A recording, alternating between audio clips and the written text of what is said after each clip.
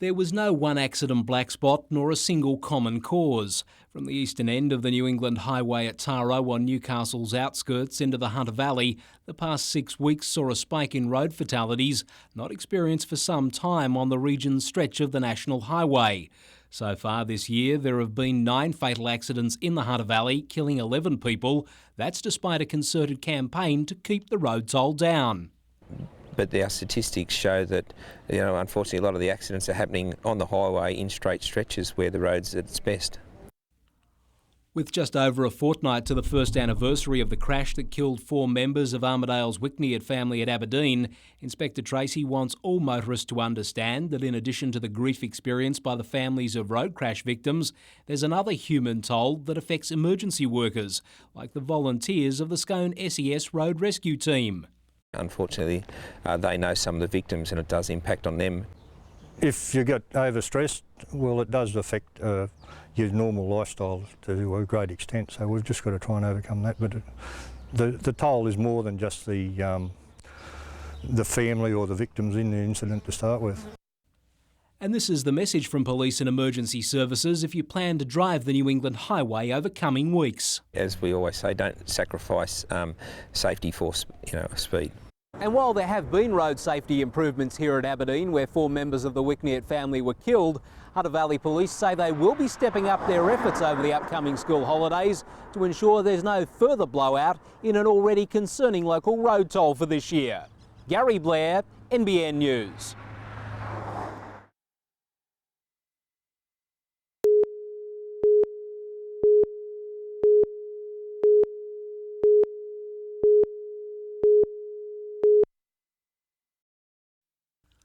Moving the Infringement Processing Bureau from Sydney to Maitland was meant to be a car government good news story about taking city public service jobs to the bush. But a state parliamentary investigation has concluded it was a nightmare of costly proportions.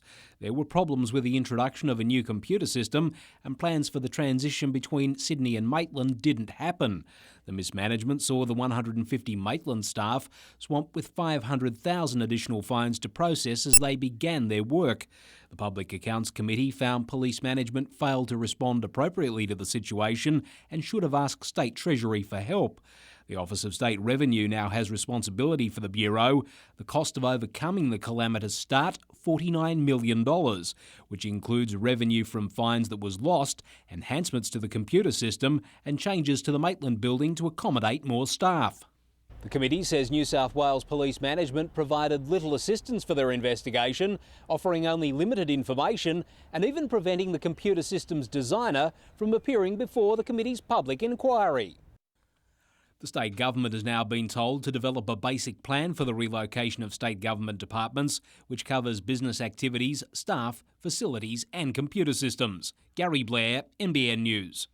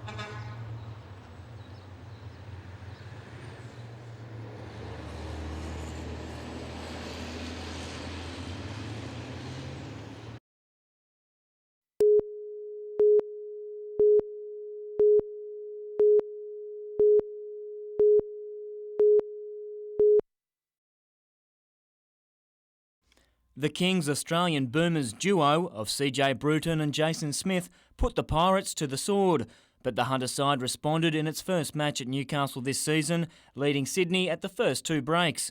But the third quarter showed the Pirates still have work to do before the season proper, the home side running out of steam as the Kings won by 10. I think our lack of match fitness caused a lot of errors as well, and so we made a lot of mental and physical errors in the second half.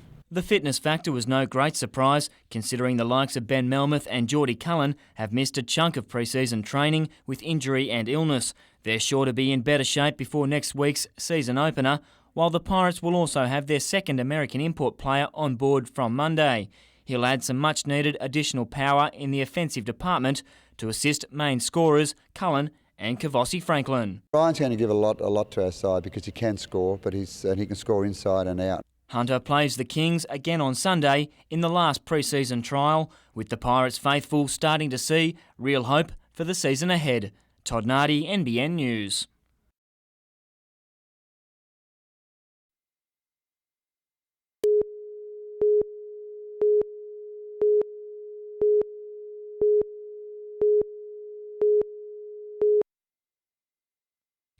Ryan Roland Smith was pitching in the minor league playoffs with the Seattle Mariners when the streets of Sydney were lined for the rest of his Australian Olympic teammates.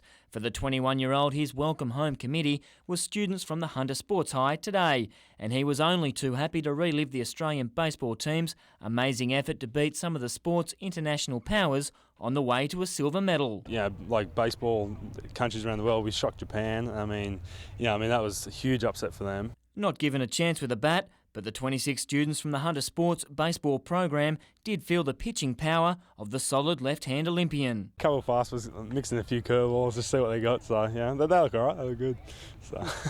A former Newcastle schoolboy, Roland Smith will enjoy 6 months at home before trying to climb the American minor league divisions to crack the US baseball big time next season. Hopefully next year I want to be in AA, and from that level I can get called up to the big leagues at any time. Maybe even September next year or the year after, hopefully. Todd Nardi, NBN News.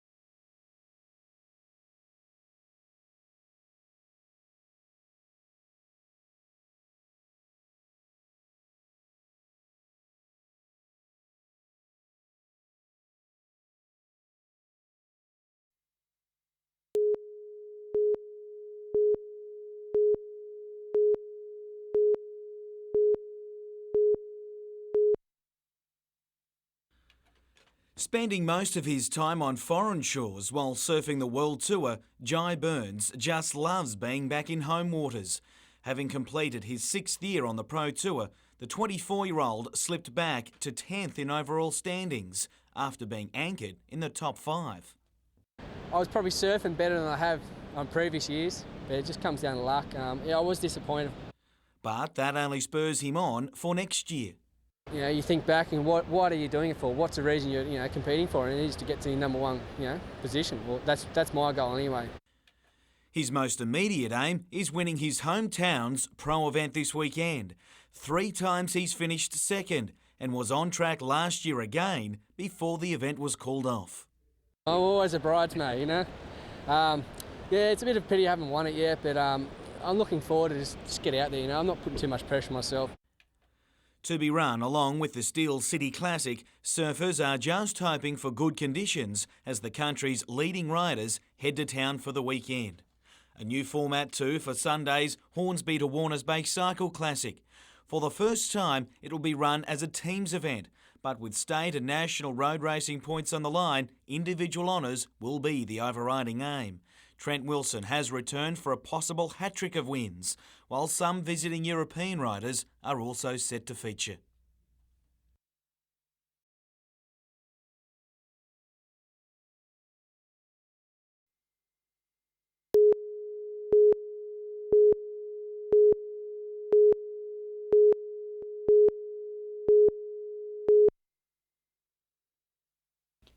Dating back to the 1950s, the old council-owned surgery was somewhat cramped. So, with a little help from the federal government in the form of a $250,000 Regional Solutions grant, the council built a $1.5 million medical centre and leased it to the Scone Medical Practice, staff packing the medical records and taking a few steps backwards and a big move forwards. Located directly behind the old surgery, the new headquarters is 3 times larger with 11 consultation suites accommodating the 8 full-time doctors. I mean, it's just great to move into a new building and have new paint and new smells and lots of space. It's great.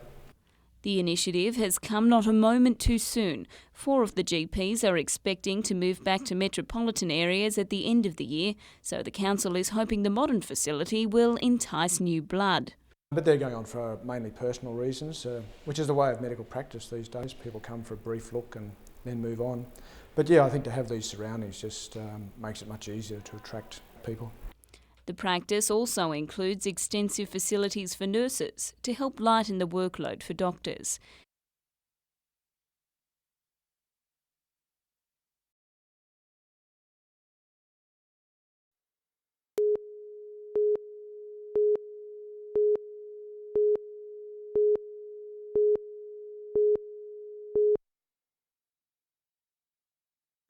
The Hunter already supplies the Central Coast with 2.5 megalitres or 25 million litres of water per day, but under a new plan that could rise to a whopping 7 billion litres a year.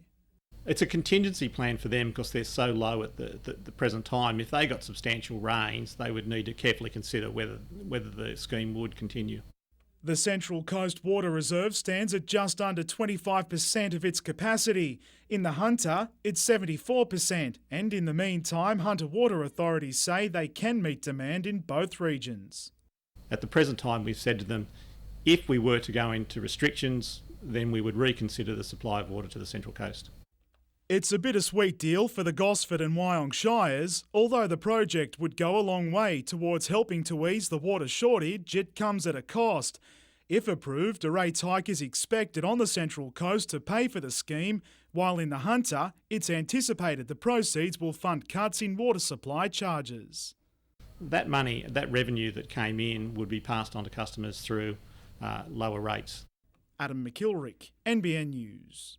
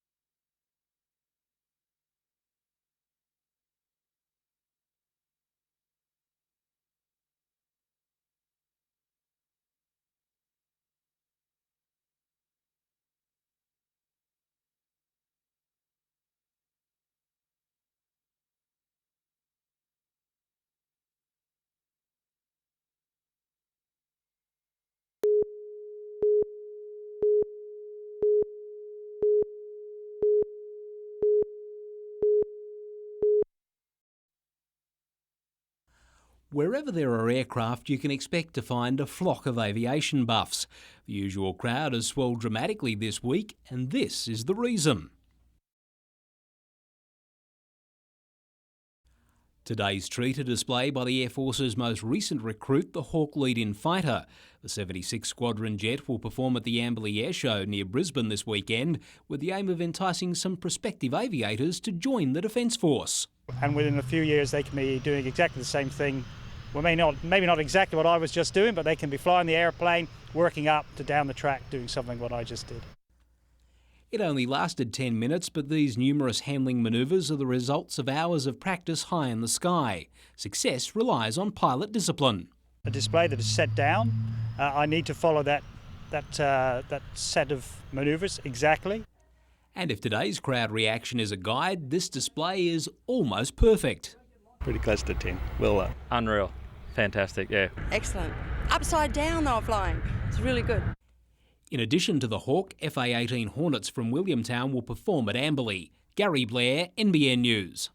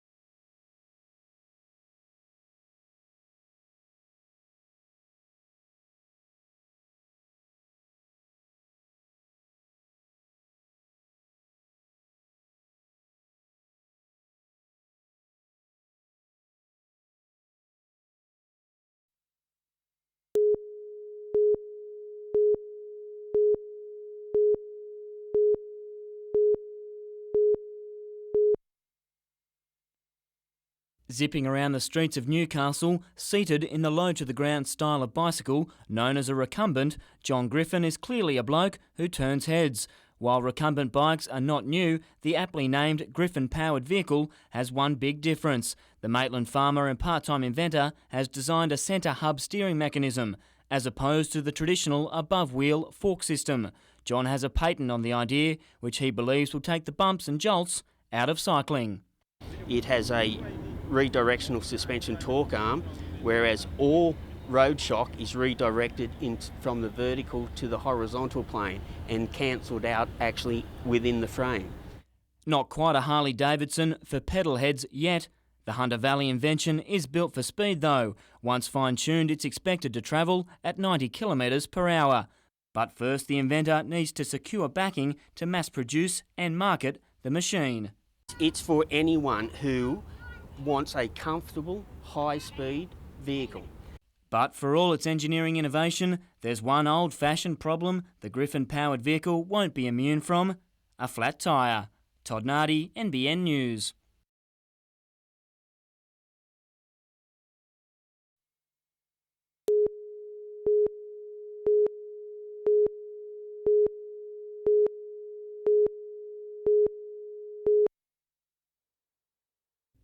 Every year around 3,000 development applications, mostly for building work, are lodged with Newcastle Council, another 2,000 with Maitland and some 3,000 with Lake Macquarie. The average wait for a decision from Lake Macquarie? 55 days. But Mayor Greg Piper says the revamped planning laws should cut red tape and speed up delays. Well, we have to respond to a raft of legislation that comes from the state government, and that's fine. But the state does have to go back and have a look at it and see if it's all relevant. Over 5 years, the Planning Department will reduce the 3,000 plus different zoning categories across the state to about 20. The number of local environment plans will be slashed from more than 5,000 to around 150. Hunter builders are optimistic the changes will reduce the cost of construction.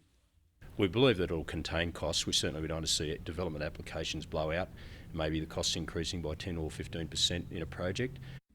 State Planning Minister Craig Knowles hopes the overhaul will reduce the number of planning decisions that have to be referred from local councils onto state government by up to 70%.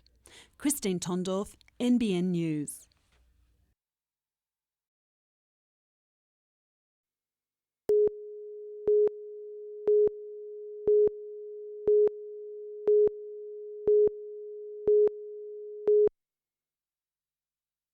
In 2001, when the Knights won the NRL Grand Final, Captain Andrew Johns called for an upgrade to the Energy Australia Stadium, saying the best league supporters in the world deserved a better facility.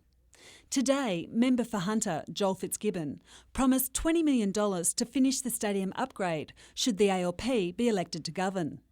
The announcement comes just days after the Liberals declined to guarantee funding for the project. But Mr Fitzgibbon denies he's trying to buy Labor votes in the region, particularly in the marginal seat of Paterson. But this is also an example, a precursor, if you like, of how we plan to work as a Labor team here in the Hunter if Mark Latham is elected on October 9. Meanwhile, the sitting member for Paterson, Bob Baldwin, may win some votes with the announcement of more funds for roads in his electorate. Well, I make no apology of putting Paterson first, second, third and last, and today I announced $10 million on behalf of my government. But back at Energy Australia Stadium, Andrew Johns naturally welcomes Labor's funding pledge. So you're not going to tell Knight supporters to vote Labor? Nah, but I will be. Yeah, that's good.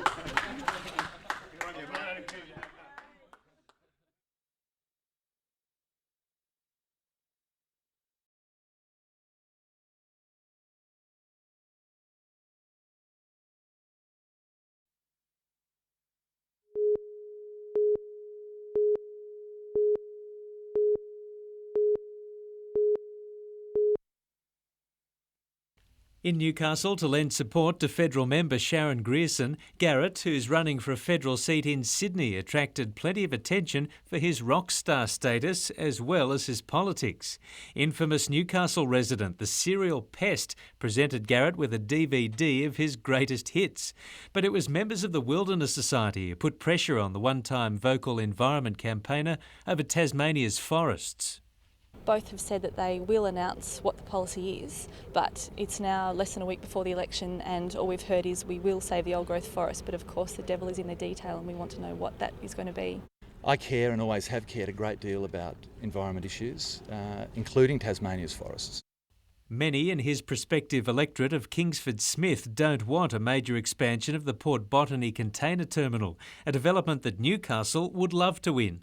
There are concerns amongst residents, which I share, that if there's going to be an expansion, it shouldn't harm the environment of Botany Bay, that it shouldn't impose additional burdens of pollution and noise on residents there. The people at Botany don't want it. It's not good for the environment at Botany. We've got a site that's been used for industry, so let's get the container terminal here. Paul Lobb, NBN News.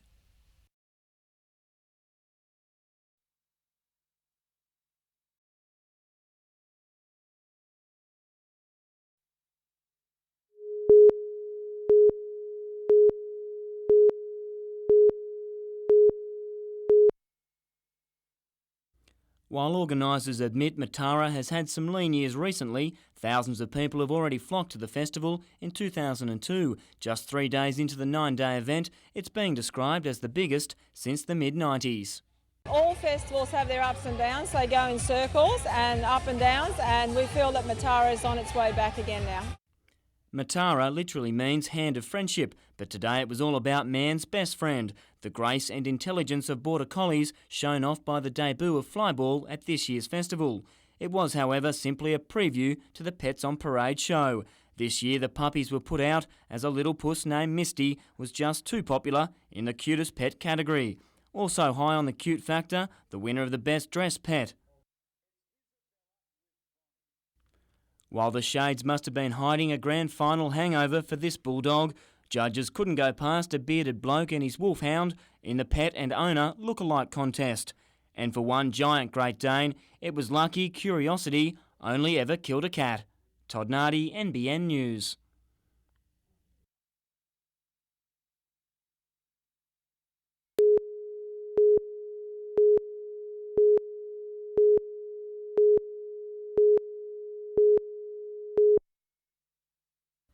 Not a half-bad view for motorsport fans at the always popular Matara Hill climb, and things were looking just as good for local drivers in the fourth and final round of the Tri-Challenge, a series contested by Newcastle, Tamworth and Kempsey drivers. Novocastrian Errol Mayo set a sharp early time, clocking a shade over 37 seconds on the 1.9 kilometre track. Pushing it even harder though was Dave Morrow. Also racing an open wheeler, the Kempsey driver clocked the fastest run of the day to win the event. Newcastle's Peter Robinson only managed the third fastest run today, but that was enough for him to claim the outright Tri-Series title. Despite finishing further down in the outright standings, the real crowd pleaser was John Collins. His JWS Le Mans Coupe was never likely to blend in, but the Newcastle driver did just about everything he could to make sure the machine stood out. Scaring yourself a bit there on that last run? Oh, my hands are shaking still, I can tell you that, but you can't go home wondering.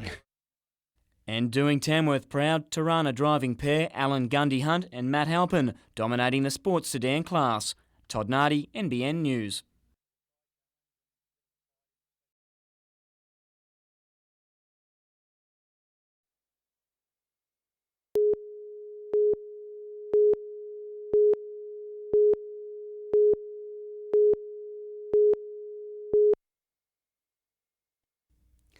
This is the ultimate story of the one that got away.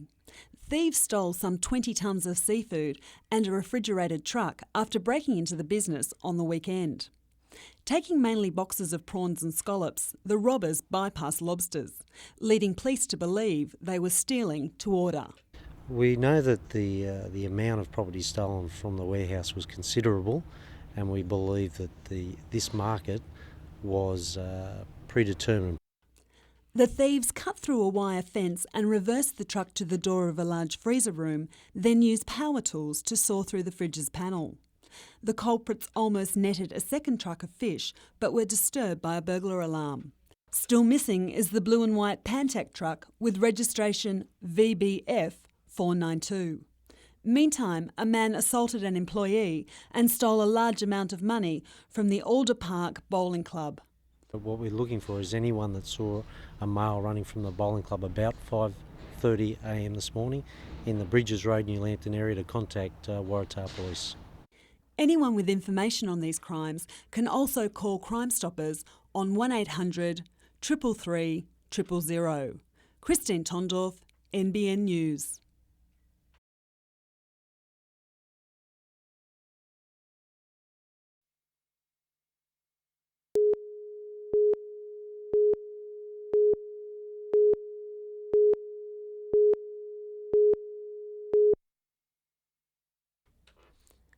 Professor Philip Cohen is the leading British scientist whose research recently led to the development of a new class of drugs.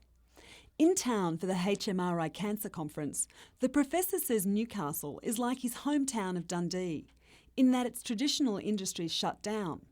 But then the city reinvented itself as a centre for medical research and pharmaceutical manufacturing. And amazingly, something like 11,500 jobs in Dundee are now dependent on life sciences and biotech, something like 16% of the local economy. Professor Cohen says there's no reason why Newcastle can't also become a major centre for research and drug manufacturing. He's calling on Hunter research institutions, like the university, to recruit top scientific minds, and government to encourage drug industries to set up here. And what I always try and stress to politicians is that you've got to build these two things up in parallel. Currently, there are 350 medical research jobs in the Hunter. Professor Cohen says play the game right, and there may one day be thousands.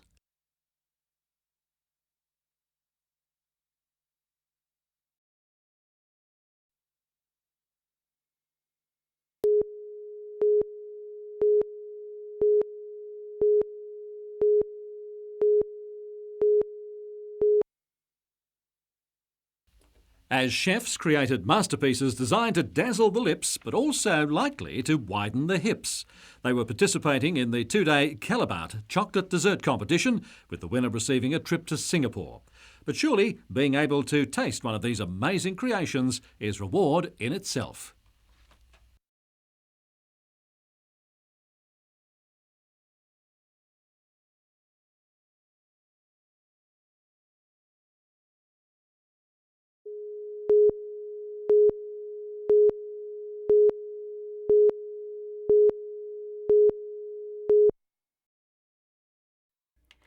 This is the Salamander Bay land at the centre of a major rift. The saga dates back to 1991 when Port Stephens Council, which owns the adjoining industrial land, bulldozed trees to build this drain. Hunter development company Telemist sued council for $1.9 million for trespassing. Mayor Craig Bowman says the land was earmarked in 1989 for transfer to the council as a public reserve, but concedes it was still in the developer's ownership when council cleared trees and carried out the drainage works.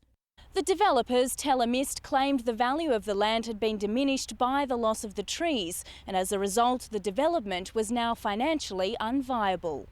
I don't know what the blocks were worth in those days, probably $35,000, $40,000. They're probably worth another $150,000 each now, so I don't see how you can claim a drop in property value. The matter reached the Supreme Court last year when Telemist was awarded $852,000. That's now been overturned in the Court of Appeal. Port Stephens Council says it's further evidence the courts no longer see councils as an easy target. That's still going on, but the judges seem to have changed their opinion slightly. You have to remember that when people sue council, they're suing the ratepayers. They're not suing a body with heaps of money. Jane Goldsmith, NBN News.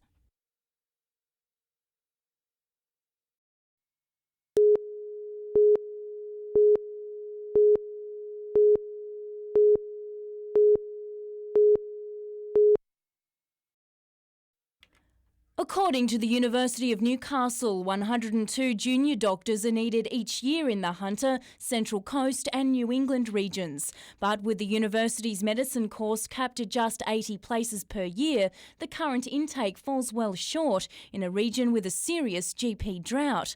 Julia Gillard says if elected, Labor will reverse the Howard government's restriction on medical places. They'll instead add an extra 40. The evidence to date shows that people locally do train here at the University of Newcastle, and then the best thing is they stay. Also announced today a clear guarantee of 4 more years of funding for the successful GP After Hours Access service. Good news for many.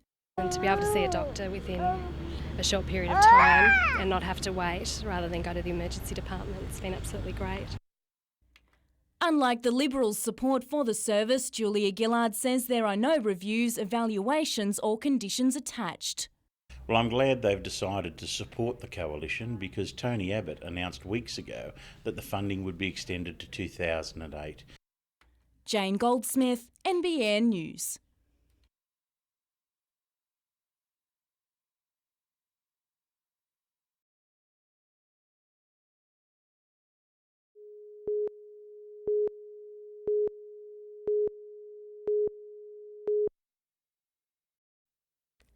These are the cries residents and business owners in Mayfield hope will be heard by Newcastle City Council before it decides the fate of a proposed methadone clinic. Treat them in the hospitals, treat them at the chemists. Do not let this person make money from someone else's illness. I've got 2 parents that live in this suburb, have all their life, and I don't see why they should be afraid of walking down the street.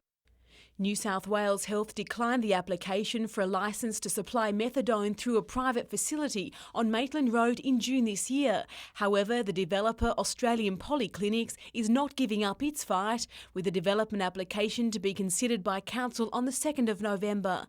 The developers say there's an unmet need in Mayfield for a facility that would treat up to 300 heroin addicts, a claim local business operators say is unfounded. One chemist currently supplies the drug and 2 others have offered to do so if the need arises. Meanwhile, there are concerns the development could have a negative impact on the business precinct. We have good retail development coming into the area. We do not want something such as this a great negative. I could think of no worse fate for Mayfield. Here we are on the cusp. We are starting to come out on top, and we just don't need this. Newcastle Lord Mayor John Tate says the proposed site is unsuitable and the clinic would be better located with other medical facilities. Colleen West, NBN News.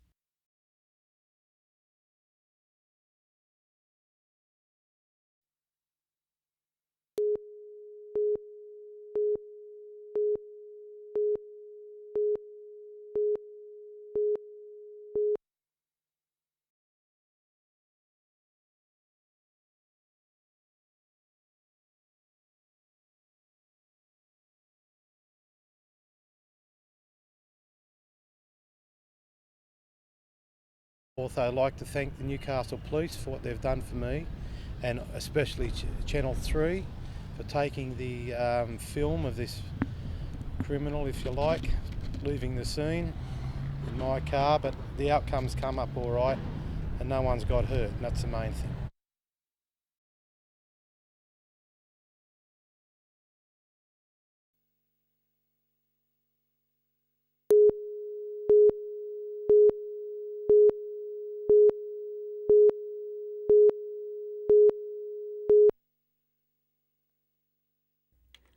Newcastle firefighters discovered the 55-year-old man unconscious on the floor of his downstairs unit.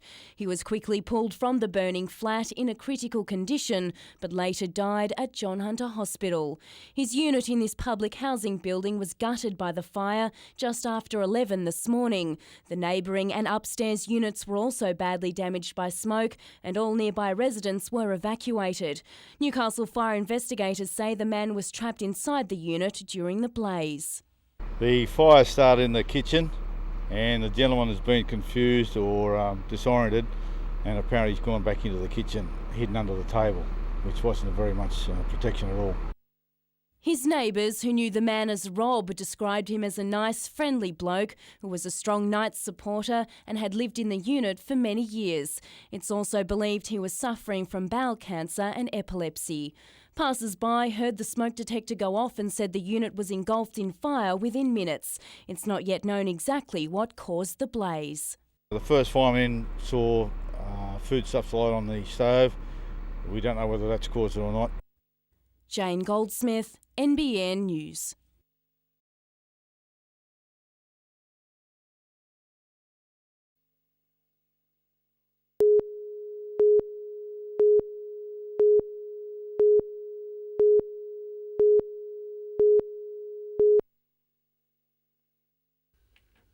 After a year that's included FIFA World 11 team inclusion and an Olympics, you could forgive Matilda's captain Cheryl Salisbury for wanting time off.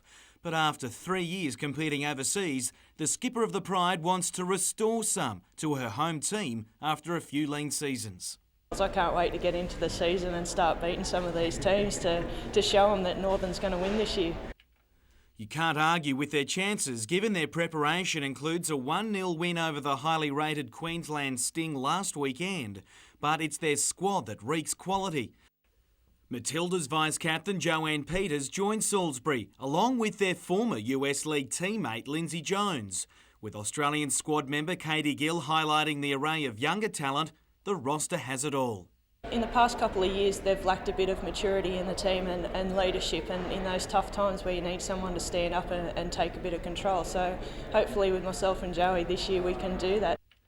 Coach Mark Jones has every faith as well. He's been at the helm for all 9 seasons and thinks the Pride's time has finally come. Well, I've been at the helm since the start, so it's about time it's my turn, I think.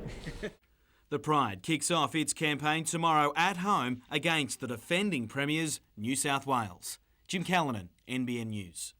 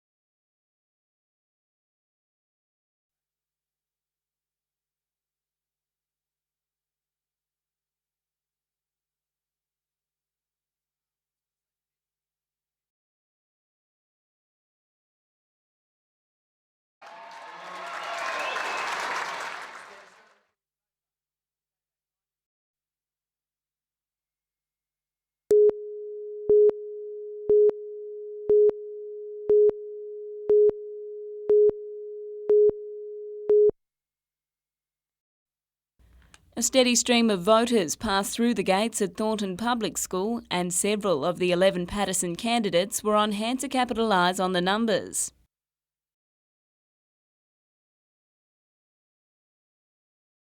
There's no doubt it's a race between Baldwin and Kazari. Both seem to be getting plenty of support. Campaigning for the Patterson seat has centred around regional roads, education and health, and while Centrebet has Bob Baldwin as the favourite to take out the marginal seat, both Labor and Liberal candidates admit it's anyone's race. I'd like to think that 3 years' work that I've put in as a local member will be rewarded, but at the end of the day, it is up to the voters to cast their opinion. I would never presume to say that it's either won or lost. It's going to go right down to the wire. There's no two ways about it. It's expected Labor will hold on to the remaining lower Hunter seats of Charlton, Shortland, Newcastle and Hunter. Jessica Phillis, NBN News.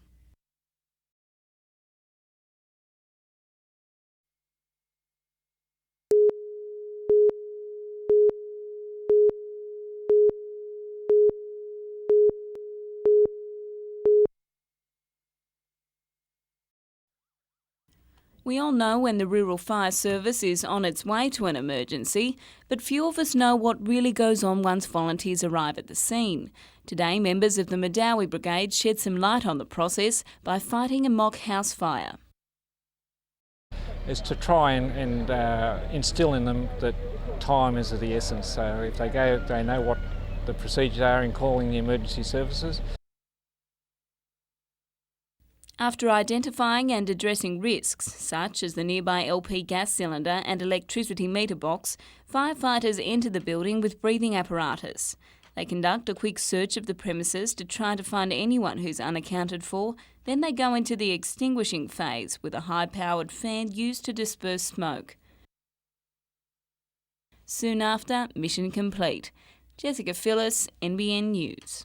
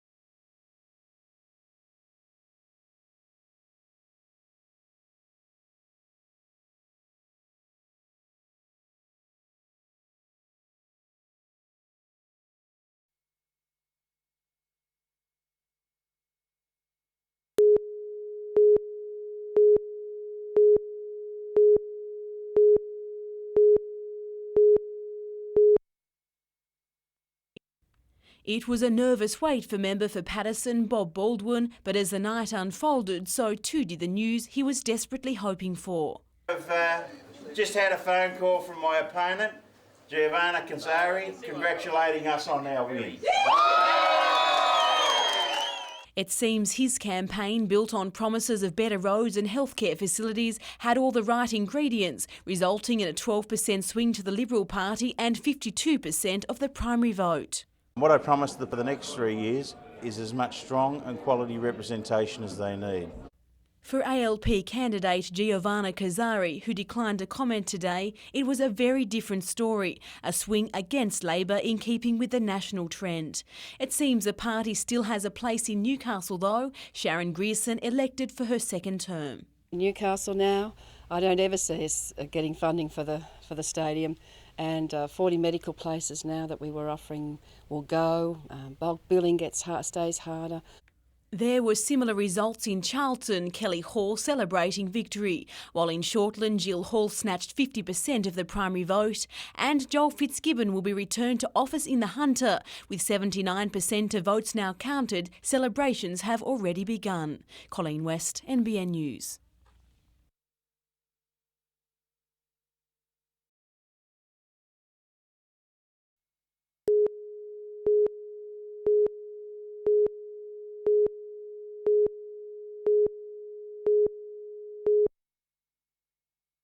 With all the usual fanfare, the week-long Matara Festival wrapped up today with its biggest event, the Grand Parade. It proved popular with just about everyone.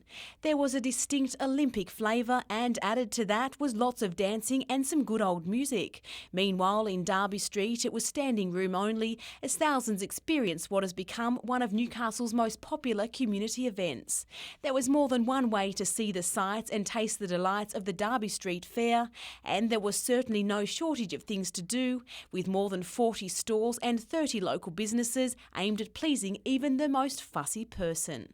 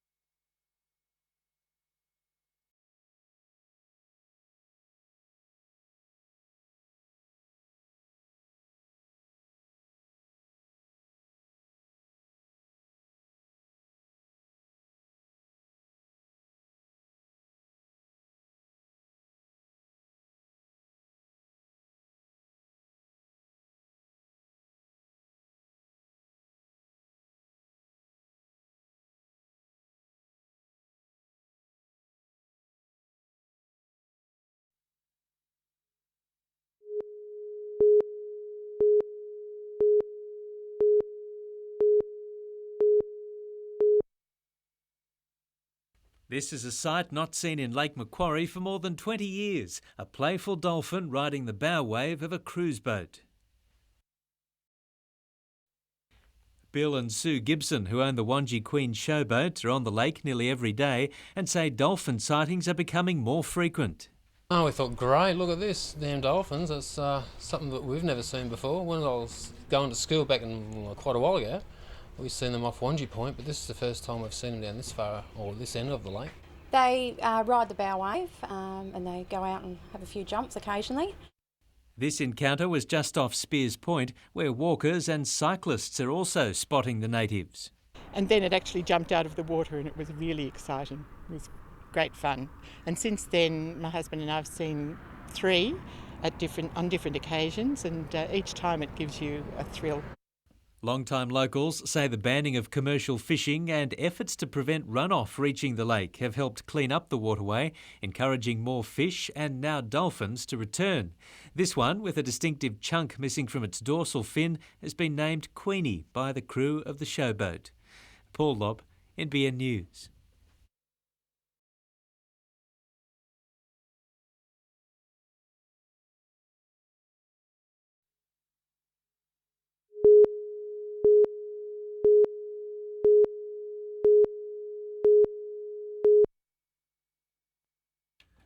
Aged just 22, Chad Reed has won the World Supercross title, added the prestigious US Series win this year, and now has a second US Open. Besides the check, the win couldn't have rounded out his season any better, as he now sets sail for home shores. While relaxation will be the key, the Curry Speedster will also race at the Australian Supercross season finale at Gosford on October 30. From bikes to boats, and what a great start to the regional series for 2 Caves beach crews in the first rounds at Terrigal on the Central Coast. Despite the favouritism of Avoca Beach, who finished runner-up at last year's Nationals, Caves performed the better to take the points. They enjoyed similar luck in the under-19 men's, with Caves defeating Avoca and McMaster's Beach. And round 2 of the Grom Surge series wrapped up in Newcastle at the weekend, with Merryweather's Duncan McNichol winning the under-14 boys, while he also reached the 16s decider. Fingal's Mitch Noonan also won through to earn his second runner-up placing in the series, while Port Macquarie's Kyle Bagini took the win.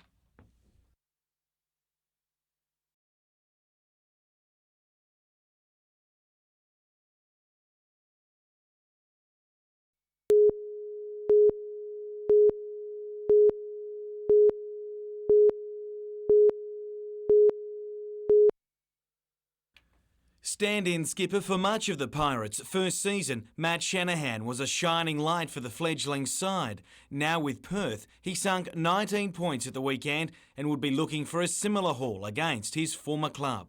I think Matty will have something special for us this week. I hope he does well. He's a good person, but hopefully we win.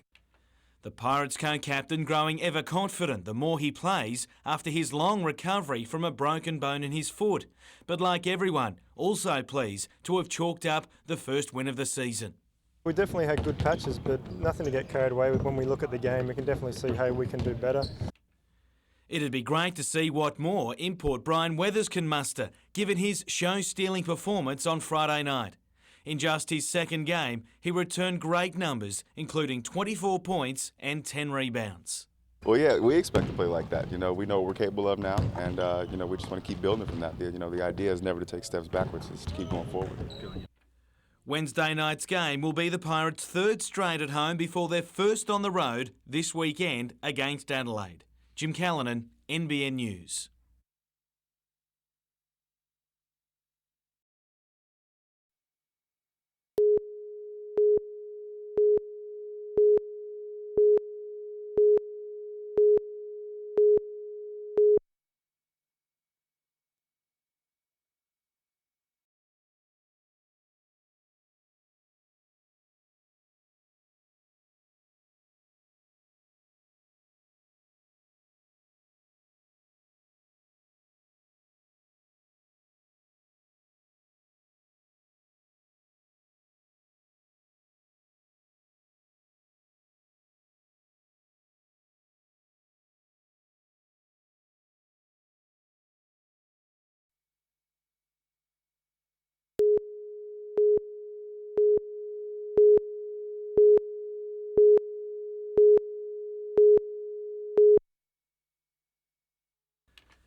Outside of fitness training, James Nitties has been spending at least 3 hours a day on the course of late, honing his game for the biggest challenge of his amateur career, the World Teams Championship, or as it's better known, the Eisenhower Trophy.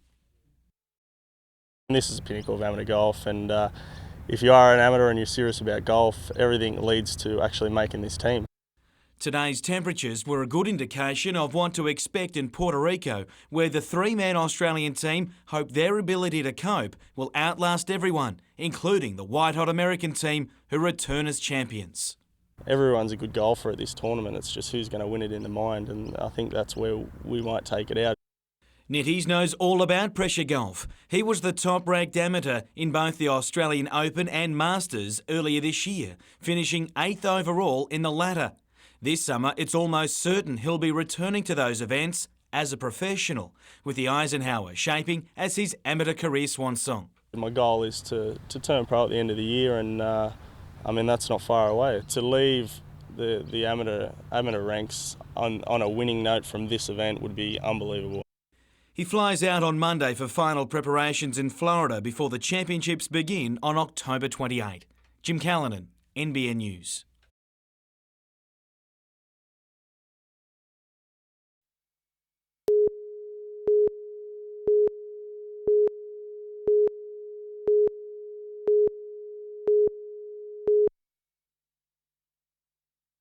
Welcomed home in the traditional sense by Melbourne's Koori community, Casey Stoner could well do with the jacket he modelled today, given he can't shake a virus that's plagued him in recent weeks. All the symptoms, everything, they've been all over the show, and all we know is that I'm losing weight, and that's it. So. It's just another chapter to a season plagued by injury, bike failure and falls. But Sunday's win in Malaysia provided some relief, and his KTM team's first ever road bike win. While he was all smiles after the race, which was held in stifling conditions, it took a lot out of the 18-year-old. But he has only a few more days to try and recover. So I actually felt pretty tired and it was hard to actually last it. So, hopefully we'll be able to get some supplements or something into me and see what happens. It's been 37 races since a rider has won successive 125cc events, but Stoner hopes he can break that spell before confirming his ride in the 250s for next year.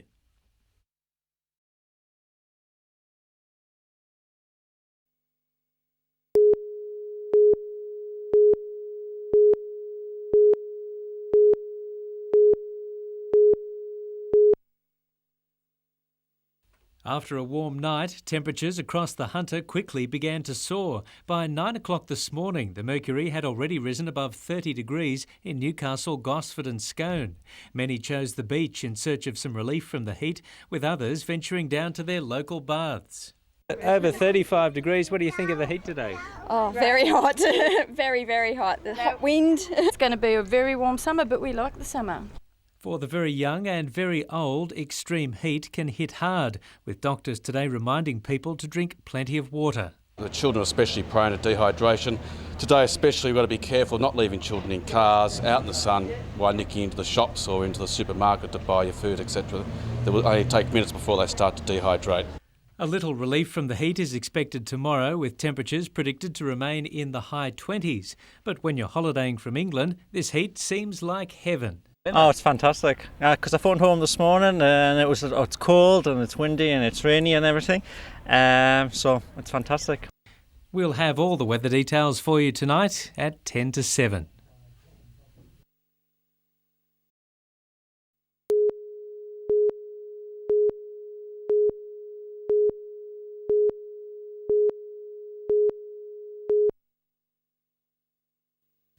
After 24 years as a financial controller, Peter Stephenson has traded the stress of the finance world for the buzz of performing. Yes, there were times I'm sure you knew. Bitten by the karaoke bug 7 years ago, he's been rated in the top 10 in Australia and will contest the national titles on the Central Coast next month, with first prize a trip to England.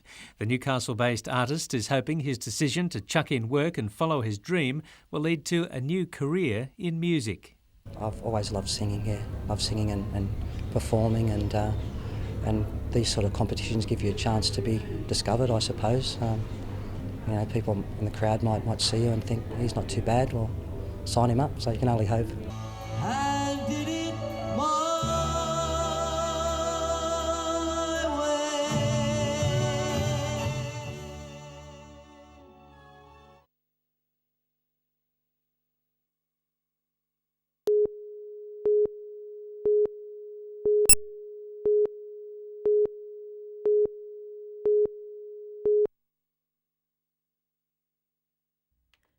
Two off-duty police officers, Jason Curry and his passenger Melanie Hilton, were travelling to Maitland to visit family in a Mazda MX-5 sports car on September 12, 2002. After rounding a sharp right-hand bend on George Booth Drive near Curry, their car veered onto the wrong side of the road and collided with a utility. 31-year-old Jason Curry is facing the charge of dangerous driving, resulting in the death of his 20-year-old colleague. Today, Newcastle District Court heard that prior to the collision, the right-hand bend had been a major concern to police due to the number of car crashes there. Senior Constable Glenn Schmidtke, who was one of the first officers on the scene, told the court today that he was aware it was a dangerous corner. It was also revealed today that Senior Constable Schmidtke, a member of the Cessnock City Traffic Committee, moved a motion to reduce the speed limit in that area of George Booth Drive.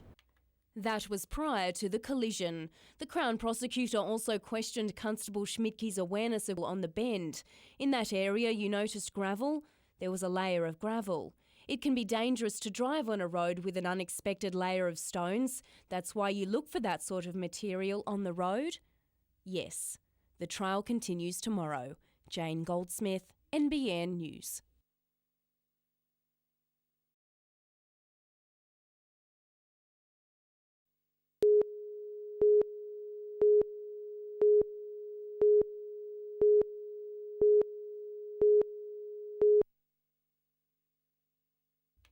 Just south of Nowra, 3 schools and dozens of homes were evacuated, the fire licking backyard fences and destroying some property. Frantic residents began hosing roofs, but the intense heat and thick smoke forced many to leave. Meanwhile, another fire at Morisset has burnt out about 150 hectares of bushland and has closed down the main northern rail line. 11 New South Wales fire crews and 7 rural fire service crews were called to battle the outbreak. The fire is now under control.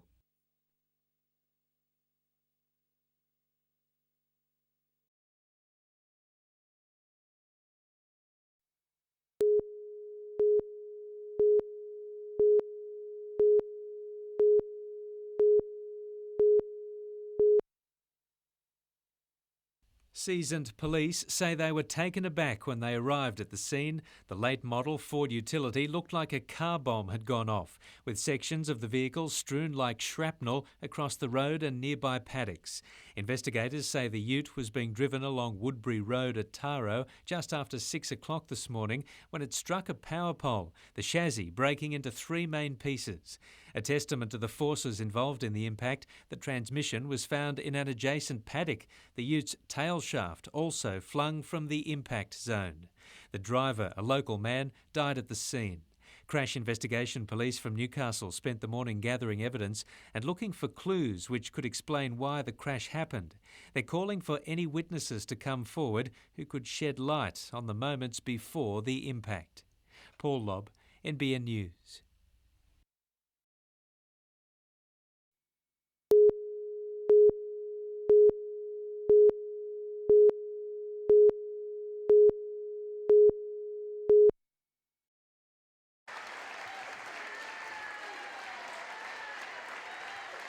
Yeah. Can I? It was empty. There was no room. We may have started 15 right to thank Singleton High School.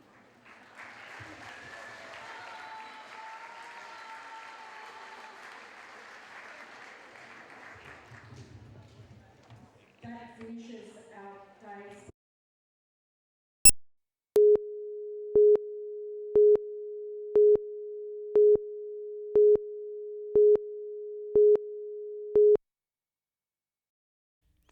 Firefighters, called to a blaze at a farmhouse at Scott's Flat shortly after 10 this morning, had to work in terrible conditions.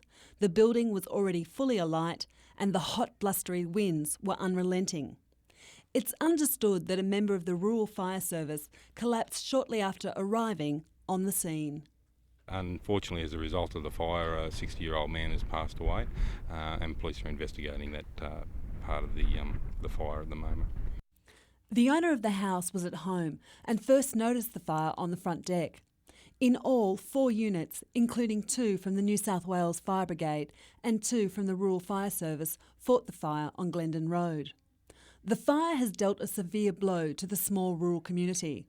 The house, part of a cattle stud, could not be saved, and emergency workers are trying to come to terms with the loss of a colleague. Certainly it'll have a large impact upon everybody involved with the fire scene here this morning. Police crime scene investigators, along with fire investigators from the Rural Fire Service, are now trying to establish how the fire started. Christine Tondorf, NBN News.